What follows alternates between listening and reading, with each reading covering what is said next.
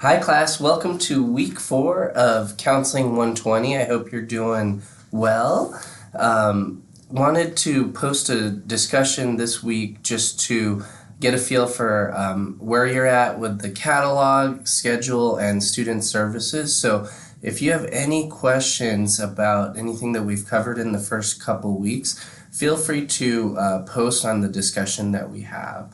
But what we're going to do now is transition into the section of the class where we're really focused on becoming a better student and mastering study skills and different techniques to help you succeed as a college student. So we'll start off with learning styles most of this week.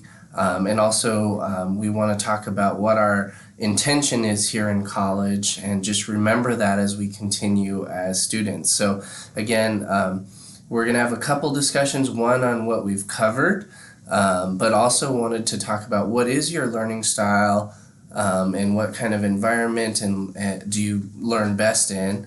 And again, we're transitioning into success as a college student and the study skills that are required to be successful in college. So I hope you have a great week.